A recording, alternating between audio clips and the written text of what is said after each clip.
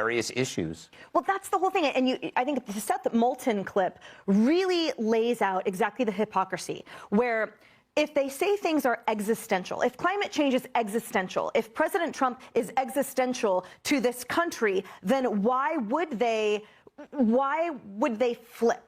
Mm-hmm.